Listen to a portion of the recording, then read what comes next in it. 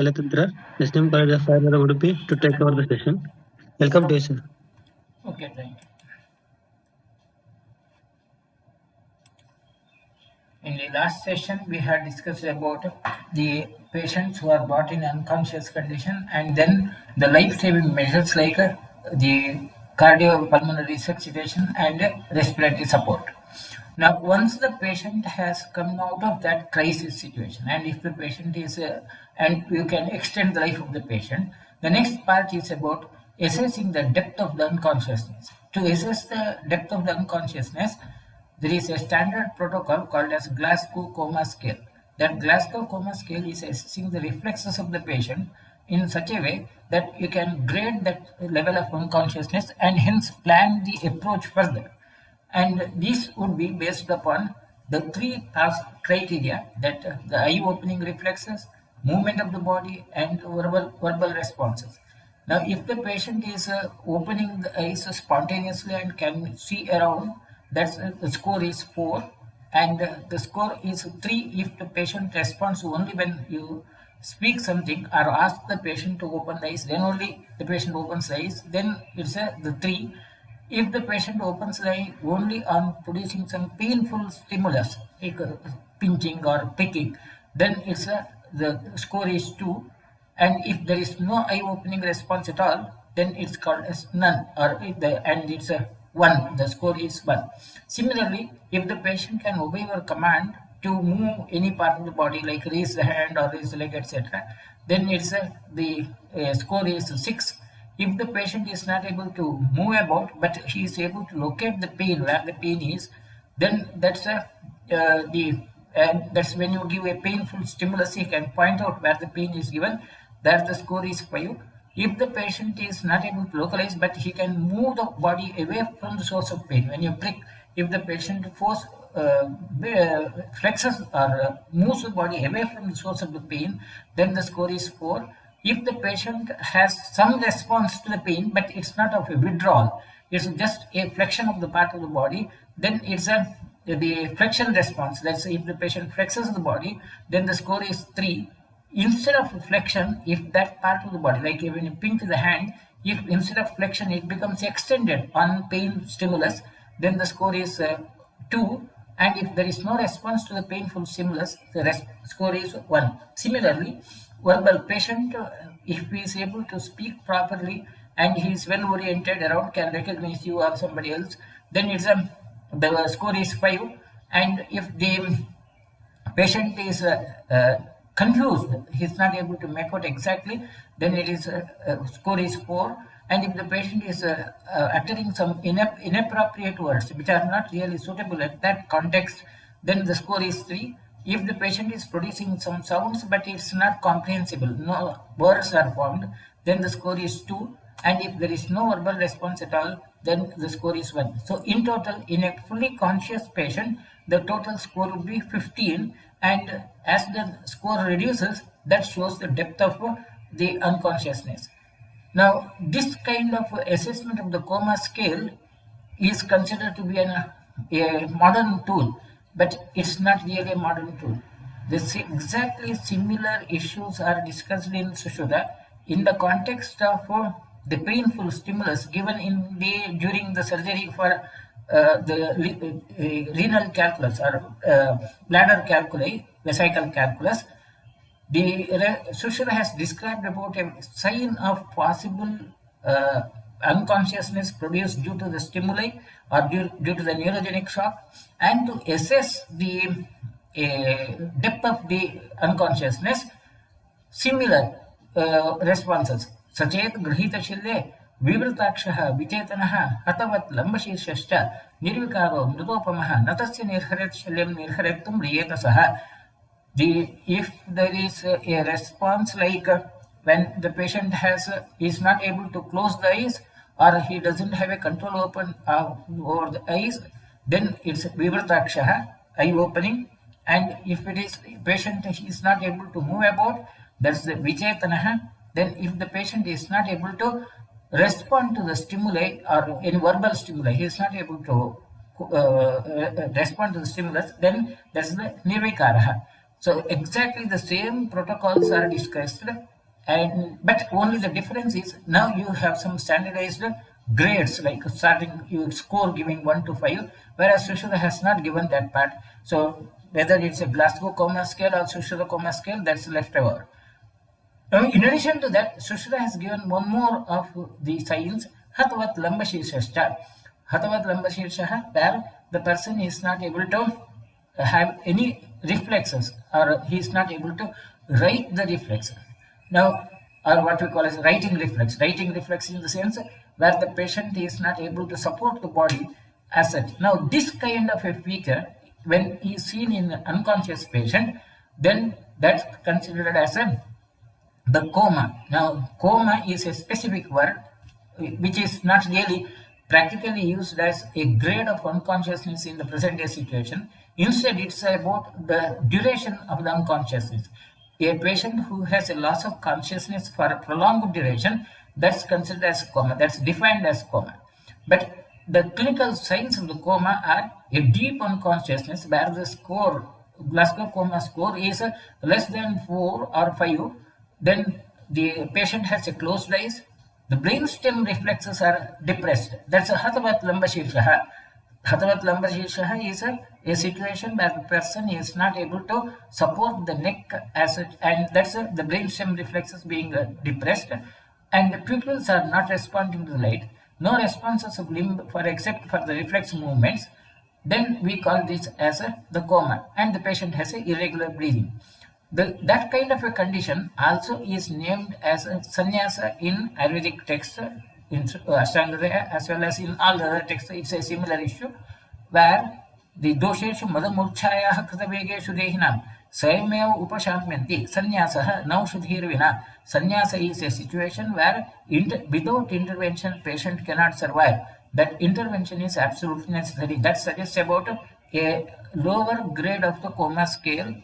And बाध्येह मनसां चेष्टाम् आक्षिप्य अतिबलाः मलाः सन्न्यासं सन्निपतिताः प्राणायतनसंशयाः कुर्वन्ति तेन पुरुषः काष्ठीभूतो मृतोपमः म्रियेत शीघ्रं शीघ्रं चेत् चिकित्सा न प्रयुज्यते. If there is no emergency treatment done at that level, the person would be dying, and because the vital functions, pranayatana, the vital functions are affected, so you need to support the vital function.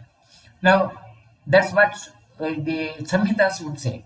What you see now, or what you make use of in the assessment of Glasgow coma scale, is exactly similar issue.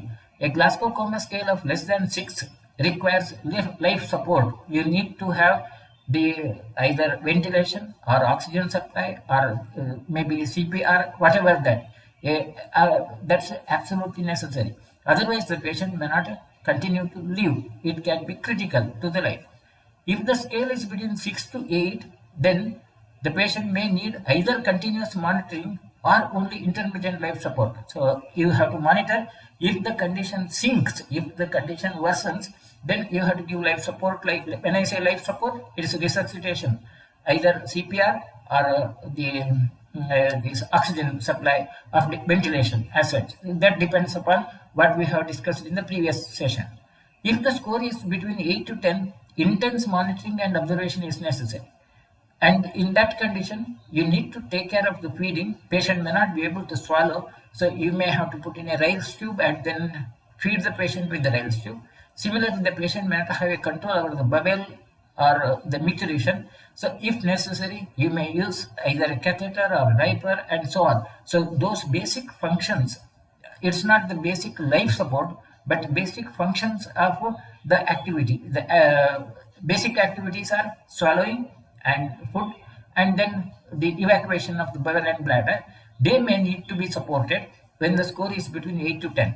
If the score is between 10 to 12, then there again, you need to take care of the feeding. You may need a rail tube or you may not, but you have to observe. If there is a need, you may have to support that care of feeding or evacuation, etc. Now, until the patient has achieved a Glasgow coma scale score of 15, as such, patient should be observed every half an hour. There is a possibility that a patient may go down. So every patient who is unconscious and has a Glasgow coma scale of less than 15 needs to be under observation till his level comes to 15. That's the fully conscious level. Once the coma scale has reached 15, the patient has to reassess, and then you may plan according to the cause for that. Every half an hour or 2 consecutive hours, it has to be observed. Now, that's exactly what we have discussed earlier. Now, that's about assessment of a patient of unconsciousness and the general principles of the management, where in brief we have discussed. Now, the next part we go into more detail about like patient who is brought in an unconscious patient, causes for the unconscious patient, and the management according to the causes. The again, the causes which can produce the unconsciousness, murcha, could be many, huge, many disease conditions can result in. So to make it as a summary, we can classify the causes of unconsciousness as neurological, metabolic, diffuse physiological like brain dysfunction, or drugs or alcohol like acid patients, drugs where poisonous drugs are consumed and so on. Psychiatric or functional when all the organic causes are ruled out. Now, we'll, it may not be possible to discuss all the conditions which can produce unconsciousness, but we will try to discuss a few of them in detail based upon what you see more frequently in the clinical practice. Now, neurological causes of unconsciousness could be the stroke, which is quite commonly seen in our hospital, or traumatic brain injuries, head injuries, intracranial or epidural or subdural hemorrhages into the brain, intracranial tumors, inflammation of the nervous system, meningitis like conditions, or thrombosis, venous thrombosis also can result in the neurological causes. We'll try to discuss about these issues and the specific management at the end of other basic discussions. At the last sessions of emergency medicine, we'll discuss this somewhat in detail, like what should be the approach. Metabolic causes. Majority of the patients who come with the unconsciousness of prolonged duration, they have metabolic causes, and hypoglycemia, hyperglycemia, that electrolyte imbalances like hyponatremia, hypernatremia, hypercalcemia, seizures, systemic infections or sepsis, meningitis, encephalitis, etc. And the mixed edema like coma, where the patient may have hypothyroidism, a overdose of medicine, illicit drug uses like ganja and so on, and neuroleptic malignant syndrome. That's where the patient would have a malignancy, and as a consequence of the malignancy, there could be a damage to the impaired metabolic function. Alcoholic intake, which can also produce a metabolic pathology, hepatic encephalopathy, uremia, and lead poisoning, malaria, fungemia, etc. You can have huge number of conditions which can produce a metabolic causes. We will discuss a few of them based upon the incidence factors, like the numbers of patients whom you meet with. Again, going to all would be practically not possible. Psychiatric causes also are. Catatonia is a situation where the patient would be otherwise physically normal, but the patient feels that he is not able to move the limb at all, and you'll have a patient presenting as if the patient is unconscious, but the patient will be fully conscious. Depressions, conversion disorders like psychiatric disorders, or simply malingering also could be the causes of psychiatric conditions. So that's about the common causes of the unconsciousness as such. We will try to discuss a few of them based upon the incidents. Now, before going into that individual details, I will try to deal them with a different manner, like based upon the frequency asset. Now, one of the conditions which can present quite frequently and can look like unconsciousness is syncope or fainting, which is not really classified as unconsciousness, but still we have to be aware of that condition. Syncope is defined as a transient, self-limiting loss of consciousness with an inability to maintain the postural tone that's followed by spontaneous recovery. A person who falls unconsciousness, and the moment the person falls, he may recover, which often occur during the clinical classes when you stand there for a long duration, or it may occur in the OT when you see the blood, or it may occur when you see the results of the examination, and accidentally when you pass through the examination and you get a high marks in the examination without expectation, or maybe the other way. Now, this could be and persons who faint and fall down, And once the person falls down, he becomes conscious. And a patient who is unconscious not for more than 5 minutes only can be considered syncope. If that fainting is for more than 5 minutes, then it has to be classified as unconsciousness. So syncope is simply a fainting which has to be excluded, where you have to rule out a seizures, a coma, shock. We will discuss shock in detail later, or any other states of a deep altered unconsciousness, the altered consciousness have to be ruled out. So a syncope doesn't require a specific treatment, but you have to assess the causes. A person who faints all of a sudden, you have to observe and take care of the basic issues of life support. One and the causes which can produce syncope also are many. The most common cause which we see is usually a visual stimulus or a psychological stimulus, or maybe a gastrointestinal tract or vasovagal syncope. Vasovagal syncope could be produced due to prolonged standing, emotional stress, or it's by looking at the blood, or severe pain. It also intra-abdominal pain, particularly which occurs in females during menstrual cycles. This happens quite frequently. The spasmodic pain during the menstrual cycles also can produce a reflex syncope, which is also a vasovagal. Reflex syncope also can occur in some old-aged patients during severe coughing, sneezing, micturition, defecation, or immediately after exercise. Or it's also categorized as a carotid sinus hypersensitivity. Sinus hypersensitivity is if the carotid sinus is slightly stimulated, that can result in sudden fall in the blood pressure and the person may fall down. And such a condition often occurs when you use a tight collar, neck collar, or something pressing upon the neck can produce this carotid sinus hypersensitivity. None of these require a specific management for the unconsciousness. Only the thing which you require is ensure that the patient doesn't result in complications. Now, as the patient falls, you have to ensure that the patient doesn't get injured, but and keep the patient's head lower and make the patient lie down. Never try to make the patient erect. Attempting to keep the patient erect can result in more complications in a patient of syncope.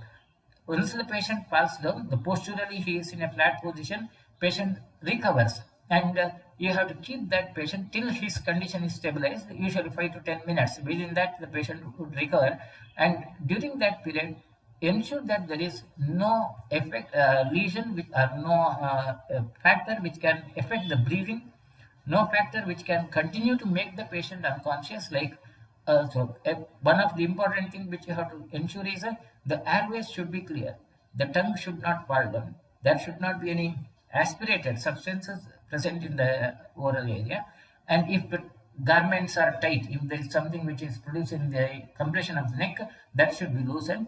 Allow the person to be in a calm, cool condition so that the person would recover well. So there is, for reflex syncope, you do not have to do anything, and then maybe later you may go for investigations if necessary, and if there is a need, some specific treatment can be done as such. Now, a syncope also can be produced due to cardiac origin, like patients who have bradyarrhythmias, where the pulse rate is lower, like sinus bradycardia, sinus blocks, or AV blocks, or tachyarrhythmias also.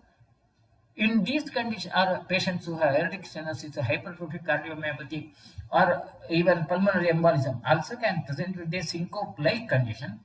In these conditions, patient needs to be, even if the patient recovers, then you have to investigate the patient and follow up with a specific treatment for the condition. It's not that you just neglect it. Orthostatic syncope also can occur due to volume depletion, like patient who has a diarrhea or vomiting, or has not consumed water for a long duration. If the patient is on medications like alpha blockers, antidepressants, antipsychotics, or even in patients who have neurological conditions may have an autonomic failure like Parkinson's, diabetes, alcoholism, amyloidosis. These conditions again require a further evaluation. So only reflex syncope doesn't require a treatment. further, whereas other conditions you need to follow the treatment protocol for the specific disease conditions. And the syncope mimics, like there are conditions which can resemble syncope but not really the syncope as such. They are in case of seizures, petit mal seizures. Cerebrovascular syncope, patients who have a spondylitis like conditions where or the stenosis of the carotid artery, where the total blood flow to the neck could be reduced. Or subclavian steel. Subclavian steel also is a similar thing, compression of the carotid artery when the arm is extended. Alcohol blackout, excess of alcohol, or adverse effects of the sedative drugs or psychogenic also have to be considered. So, in general, syncope is a self-limiting disorder which doesn't require a treatment.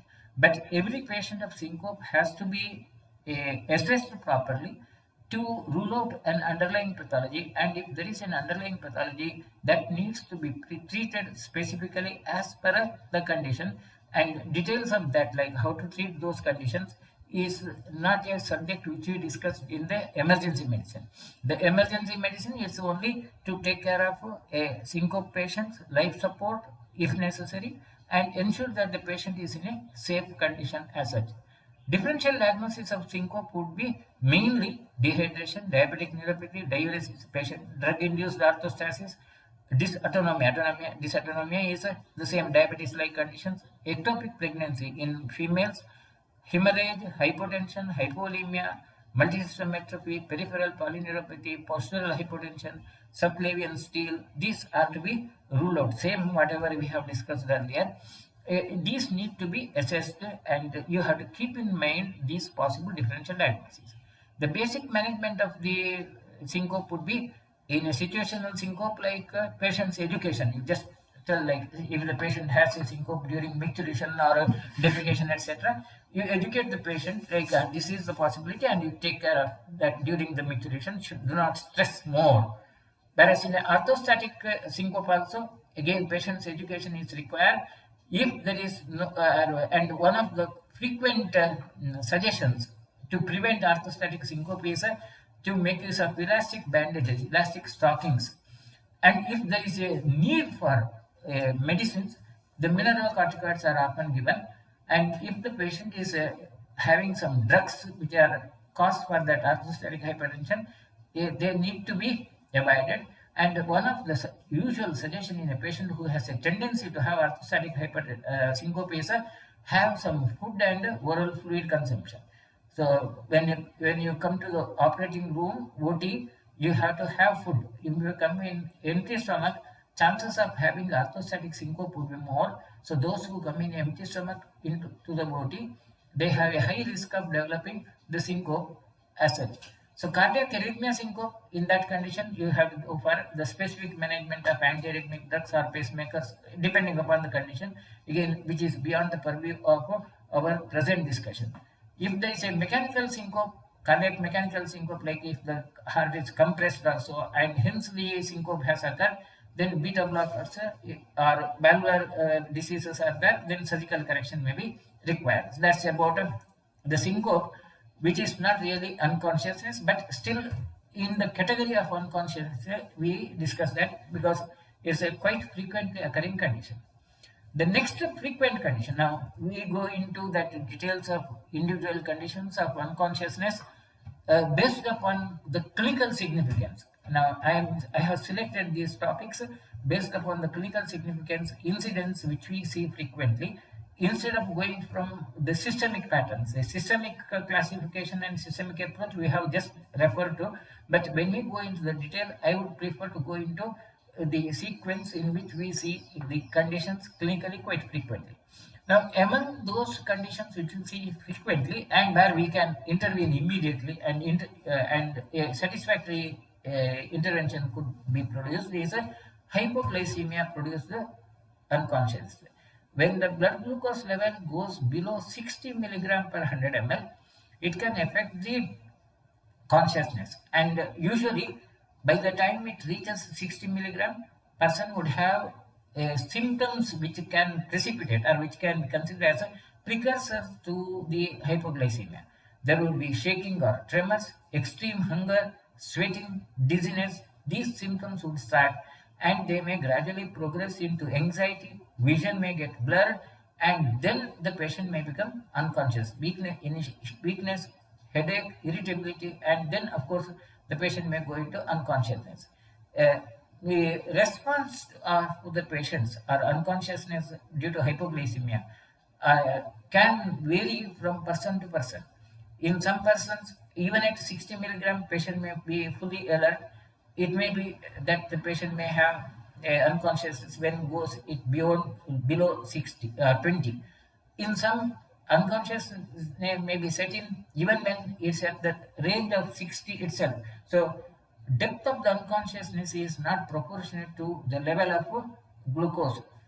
Incidence of hypoglycemia can occur due to many causes.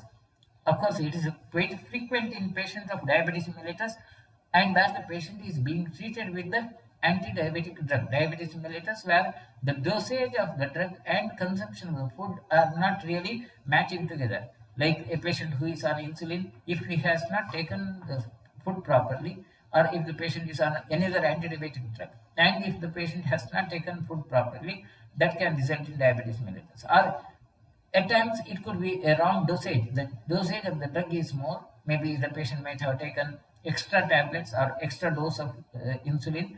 It also can result in. Or at times it's difficult to predict the real reason for the hypoglycemia in a diabetes patient. A diabetes patient on treatment would always have a risk of hypoglycemia, and hence generally the patients of diabetes are educated to keep some sugar in their pocket, and if they start feeling the symptoms like tremors, heat, sensation of heat in the body, they are advised to consume the sugar even before they go for the testing, so that the hypoglycemia, unconsciousness, or the later stages can be avoided. In addition to diabetes mellitus, even in a non-diabetic patient, hypoglycemia can occur if there is a renal insufficiency or renal failure. Alcoholism can produce it, hepatic cirrhosis or hepatic failure, and many other endocrine disorders, including the hyperthyroidism, can result in hypoglycemia. If a person has undergone recent surgery, that also can result in the hypoglycemia causes. Patients who have a central nervous system disorders like severe headache, like migraine, confusion, these also can produce a hypoglycemia-like conditions. If there is a ethanol intake, ethanol is a adulterated alcohol drink. See, in the you have come across that incidents reports of persons dying after consumption of illicit liquor. That illicit liquor could be containing ethanol, and if ethanol is consumed in a smaller quantity, it may result in hypoglycemia, and if it is still more, it can result in organic damage, and hence it can produce that complications. Attempt for weight reduction, nausea, vomiting also can result in the same. Fatigue and somnolence are those who tend to do not have enough sleep and then tend to move around during the sleep. So that kind of diseases also can result in hypoglycemia where consumption of the food is not proper.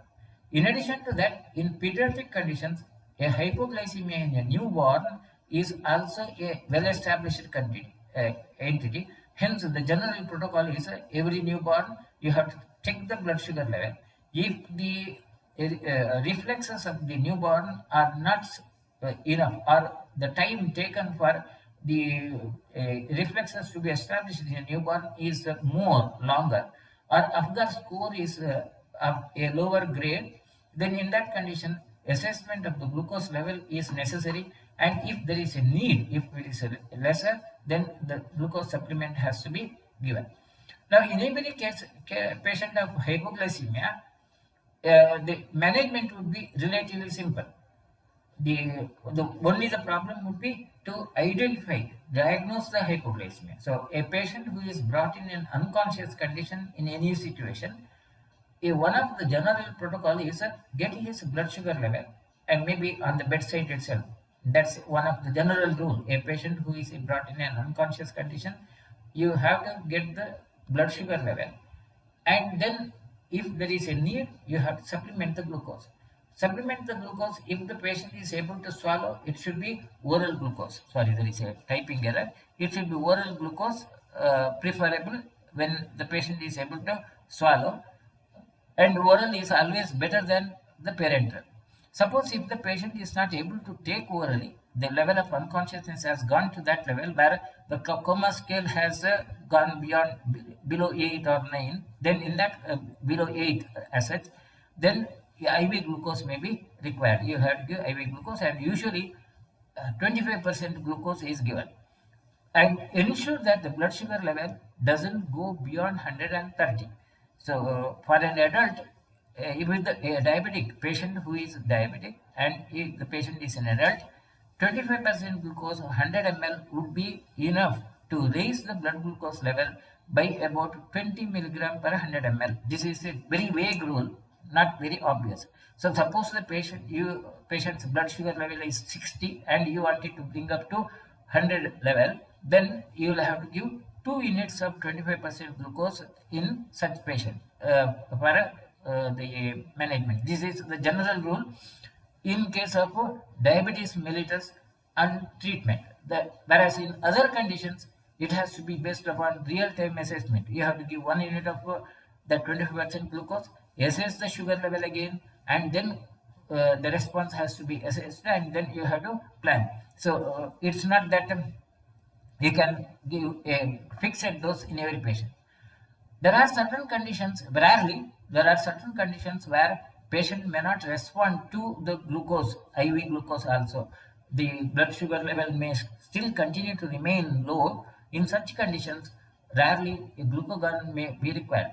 Glucagon can be administered intravenously or nasally. Nasal stuffing also can be given with glucagon. So intranasal or intravenous glucagon has to be given, and small dose 1 milligram is good enough to produce the response in such. Glucagon is a insulin antagonist, and of course in majority of the patients you would not require them.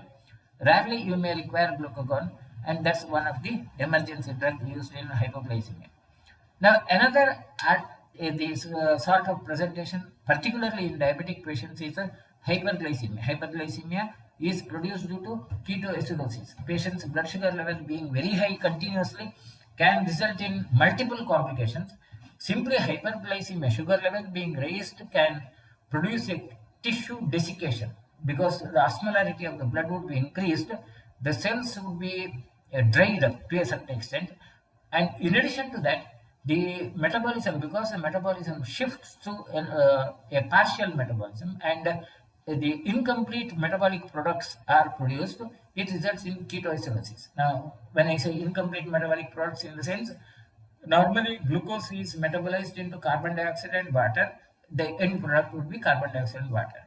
But when the metabolism is not proper, it may result in the intermediary products like pyruvic acid, ketone, acetone, acetoacetone. These are the products which can be produced, and this results in the release of these ketone bodies. We use the term ketone bodies for acetone, acetoacetone, and pyruvic acid, so on, and they will reduce the pH of the plasma, and hence they result in acidotic response. So there will be ketosis and acidosis, and hence that's called as a ketoacidosis, which is a complication of the hyperglycemia. Of course, hyperglycemia due to any reason can present ketoacidosis, but the incidence will be more in case of diabetes patients, the patients of diabetes. The clinical symptoms of hyperglycemia, unlike that of hypoglycemia, the onset of the unconsciousness is not sudden. See, in case of hypoglycemia, onset of the unconsciousness is usually of short duration, from the starting of the symptoms like tremors to the level of unconsciousness. In a case of hypoglycemia, could be very short, a few minutes in some patients. In some, it may take hours together, depending upon the type of the status of the patient's diabetes. Whereas in hyperglycemia, it's always prolonged. It's never within few minutes or within few hours. It takes at least 4 to 5 hours for the patient to go into unconsciousness. So initial most symptom would be general weakness, generalized weakness, not fatigability, malaise, fever-like feeling, and so on. Nausea and vomiting often is associated with the diffuse abdominal pain. So it's not localized. Patient may complain of abdominal pain and nausea, vomiting, but you are not able to make out exactly the location. appetite being decreased, anorexia, such vague symptoms can occur. Patients with the type 1 diabetes who have a rapid weight loss have a high risk of developing the hyperglycemia. So, when you are seeing a patient with the diabetes mellitus, diagnosing the patient of diabetes mellitus, particularly type 1, where the sugar level is high and there is a history of rapid weight loss, the patient may be in hyperglycemic condition and he may result in the unconsciousness also. He may go into the level of unconsciousness. And if the patients who are on insulin therapy and if the insulin dose is missed, or they are not following that rule of insulin treatment properly, and if there is a or technical reasons like insulin is not injected properly or insulin is injected to the same site where it was injected earlier. Now, one of the major complications with or troubles with the insulin treatment would be when insulin is injected subcutaneously, at that area where the insulin is injected, fat gradually becomes fibrosed. And if the same site is used for repeated injection, that area where there is a fibrosis, the insulin doesn't get absorbed properly. So initial first dose, when you administer it a fresh site or a proper site, insulin gets absorbed rapidly and it produces the expected the effects of the hypoglycemia, resulting in the sugar level being reduced. But if the insulin is injected into the area where it was injected earlier, it doesn't get absorbed at the same rate and the effects would be lesser. The patient may go into hyperglycemia. And this is a very serious problem in a patient who is on insulin for prolonged duration. So when the patient is injecting insulin for long duration, virtually you may not have enough space for pricking the insulin, and you will be you will be necessarily compelled to prick the insulin at the same site where it was injected earlier, and hence the risks are more in patients who are insulin for a long duration. When the sweating is lesser, see, sweating enhances the glucose metabolism. If the patient has lesser sweating, that too can result in the hyperglycemia shock, or it could be also a clinical symptom. When the decreased perspiration also can be a clinical symptom. Now, a person who is treated in a AC room of diabetes mellitus has a comparatively, it's not that AC room itself is a cause, it can be a triggering factor for the hyperglycemia. At the same time, a patient who is in a general ward, who is exposed also, if the patient has a decreased perspiration, if the patient says that his sweating is lesser, that could be the initial sign of the ketoacidosis developing. And then, of course, the altered consciousness. Altered consciousness again is a gradual onset, and frank coma, deep coma, is comparatively lesser as such. It's a most of the times you may get a confusion like it could be either dehydration or the other way. So the typical standard clinical signs of a ketoacidosis would be the ill appearance, dry skin, labor perspiration, like labor respiration, where the patient would be having difficulty in breathing. The mucous membranes will be dry, skin turgor would be reduced, so it resembles that of a dehydration, and the reflexes will be sluggish. Characteristic breath odor, that fruity smell in the breath, ketotic also is characteristic feature. Tachycardia, hypotension, tachypnea, the respiratory rate would be increased and body temperature could be lesser. Now, the difference between a hypoglycemia and hyperglycemia, a patient of diabetes, you will always have a confusion whether the patient has a hypo or hyperglycemia. The differences are simple. In a hypoglycemia, there will be more sweating and there will be tachycardia and there will be a blood pressure tends to be increased, and the time taken for the unconsciousness is relatively shorter.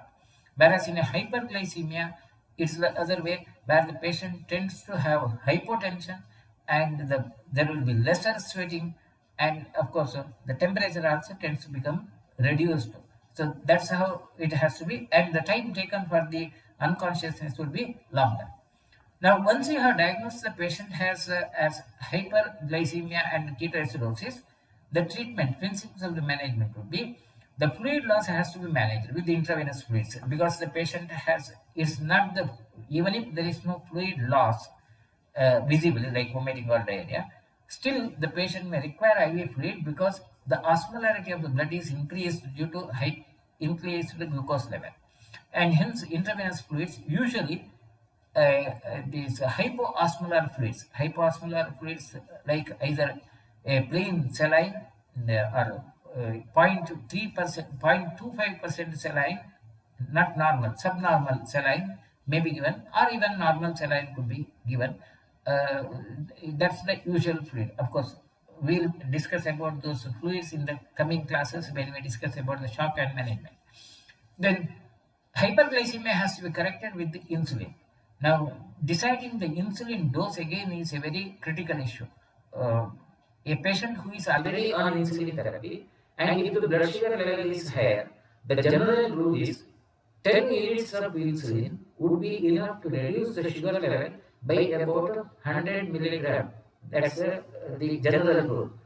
Of course, there will be always an exception. So, if the patient has a blood sugar level of 300 and you want it to reduce it to the range of 200, so to reduce it to that 200 milligram of blood sugar has to be reduced, you have to start with the 20 units of insulin. And whenever you give insulin, it has to be essentially short acting, not the long acting insulin. In patients of hyperglycemia, it should be always the short acting insulin, instyle insulin have to be given as such, not the prolonged, not the antibiotic.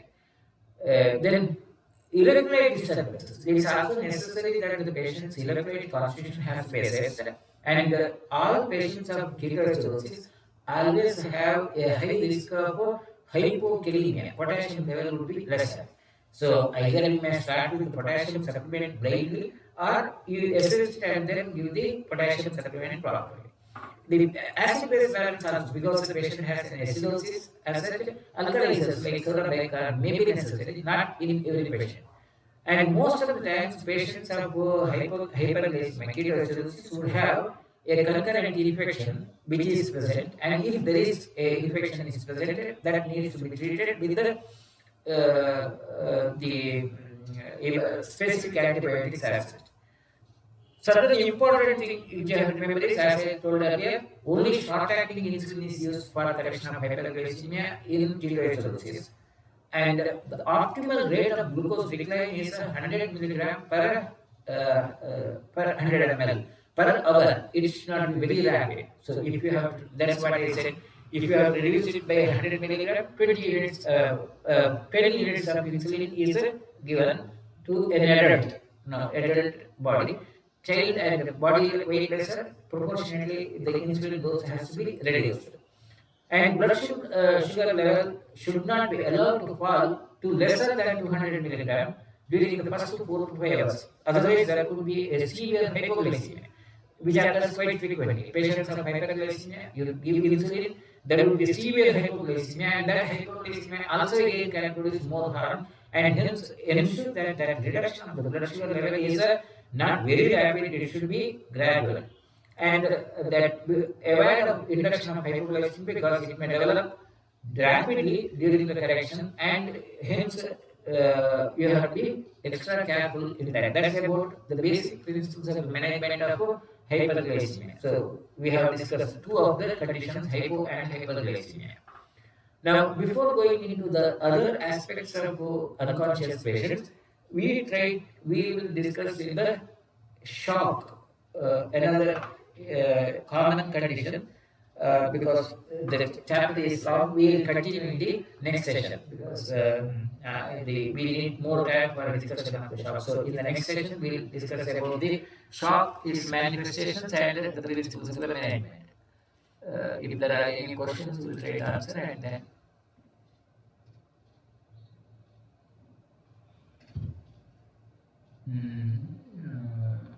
Some patients complain about blackouts for 15 to 30 seconds while standing up. Can we consider them as syncope? Say a simple blackout where the person would feel like a blackout but doesn't really fall down is not syncope. It could be the other way, like petit mal epilepsy or certain other conditions. So that has to be assessed. To say syncope, there should be a postural unconsciousness. Patient is not able to sustain the consciousness in the erect posture, and only in the lying down posture the consciousness is recovered. Then we use the term syncope. A patient of syncope also may feel like blackout initially, but he will recover only when the patient lies down. That's it. Then what will be the cause of diffuse abdominal pain in hyperglycemia? The cause for the diffuse pain is simply the spasm or the failure of the autonomic functions. Every patient of diabetes mellitus, particularly in the chronic condition, would also have an autonomic malfunction, and that autonomic malfunction can result in the abdominal distension as well as abnormal movements of the intestines, and we call that as metabolic syndrome. Metabolic syndrome is a subject which we will discuss later on in due course of time after we go ahead with this as such. So that we will discuss more about that. Then there is acute pancreatitis, also main cause for the hyperglycemia. Yeah, of course, that's true. Acute pancreatitis also can result in hyperglycemia as such. That's absolutely true. Yes, of course, in the list of causes, I think I have not mentioned that. Okay, that's fine. Then why is there silent MI in chronic case? Okay, that's a different issue. Diabetes mellitus patients would always have a lesser sensibility. Sensations would be reduced.